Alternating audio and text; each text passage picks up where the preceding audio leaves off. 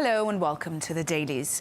Iran is still at the center of global attention. International headlines focused on deadly crackdown, on a near-total communication blackout, and on rising pressure from Washington.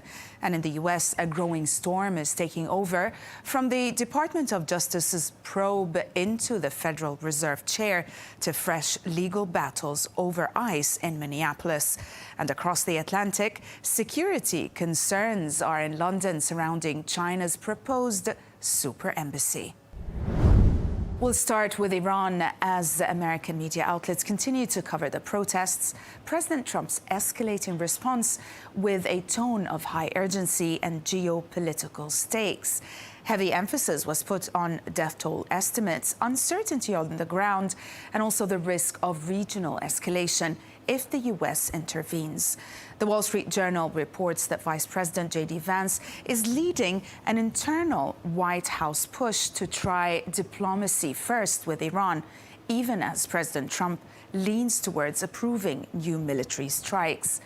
The report recounts how Vance and also Secretary of State Marco Rubio are urging Trump to explore Tehran's message, offering nuclear talks, arguing it could deliver U.S. goals with fewer risks than war.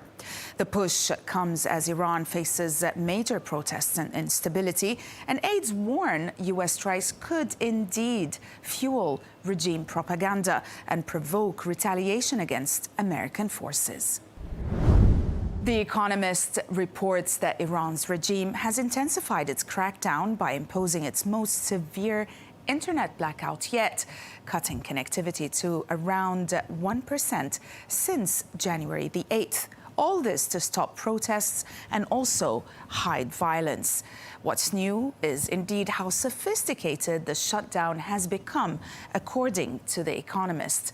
The piece claims that authorities are using advanced methods to block VPNs, reroute internet traffic, and also rely on a controlled domestic internet to keep basic services running.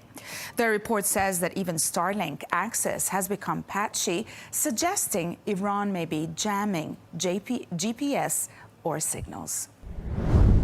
Iran remained a major focus across Europe as well, particularly in the UK. Following criticism of Prime Minister Keir Starmer for not proscribing Iran's Revolutionary Guard as a terrorist organization, The Times reported that he is resisting mounting pressure despite growing concern over Tehran's brutal crackdown on protests. Starmer indeed argues, according to the report, that banning support for the Revolutionary Guard would have little practical effect, echoing former MI6 chief Sir Richard Moore's view that proscription powers are designed for non-state terror groups and not state bodies. The report also highlights the government's alternative approach, including existing sanctions and proposed new legal powers to tackle state threats, though these may be delayed in Parliament. The Telegraph outlines 4 main ways President Trump could indeed intervene in Iran, each carrying serious risks. Options apparently include symbolic airstrikes to send a warning, also a sustained bombing campaign aimed at Iran's security forces, and an extreme move targeting Supreme Leader Ayatollah Khamenei, or even a cyber campaign to disrupt the regime and help protesters communicate. The piece also cites analysts who warn intervention could backfire by triggering a rally around the flag effect, while major military action would require resources not yet deployed, and also it could spark wider regional conflict. The Financial Times reported that President Trump has sharply escalated pressure on Iran by announcing an immediate 25% tariff on any country that continues doing business with Tehran. The report notes the move could hit indeed major economies such as China and India, with trade data suggesting more than 100 countries had some level of trade with Iran in early 2025. However, it also notes that the White House has offered few details on exactly how the sweeping tariff threat would actually be enforced. Another big story that grabbed headlines in America was the Department of Justice probe into federal chair Jerome Powell. The Washington Post reported that housing finance regulator Bill Pulte played a key role in encouraging President Trump to target Jerome Powell, including also a recent Mar-a-Lago meeting where he reportedly presented a wanted poster and discussed investigating Powell. The piece notes the White House's denial of any prior knowledge of the Justice Department's probe by President Trump. It also details how Powell's critics inside and also around the administration amplified scrutiny over the Fed's expensive headquarters renovation. The piece certainly highlights the political campaign behind the extraordinary investigation.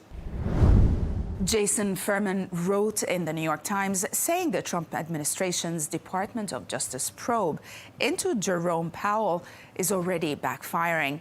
The author argues that instead of weakening Powell, the probe has strengthened his position and rallied support for the Fed's independence. He also notes markets only dipped slightly, but the political reaction was indeed sharper. The article highlights Republican Senator Thom Tillis and others who signaled they may block Federal Reserve nominations until the investigation ends. The result, Furman argues, is that Powell is now more likely to stay longer, and any Trump-backed successor will face tougher scrutiny. On the Minneapolis shooting, Politico reported that the state of Minnesota is suing the Trump administration to block a planned surge of thousands of ICE officers into Minneapolis and St. Paul, further escalating tensions. The report explains, or according to the report, the state and both cities want a judge to immediately remove the agents, arguing that the development violates constitutional protections, including the 10th Amendment. The piece also notes that while protests have continued indeed since the shooting, the federal government has defended the officer, dismissing the lawsuit as politically motivated, and also saying that immigration enforcement is a federal responsibility. And we'll end with The Telegraph, which revealed unredacted plans for China's proposed London super embassy it has obtained. The piece reveals an underground complex of 208 hidden rooms, including one chamber built extremely close to fiber optic cables carrying sensitive financial and internet data for the City of London. The paper says the room includes hot air extraction systems, raising fears of surveillance equipment, and would require demolition and rebuilding of a basement wall near the cables.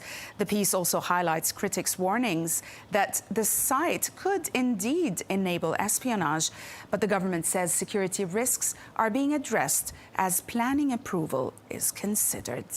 That's it from us today. Thanks for watching the Dailies, always on Al Arabiya English.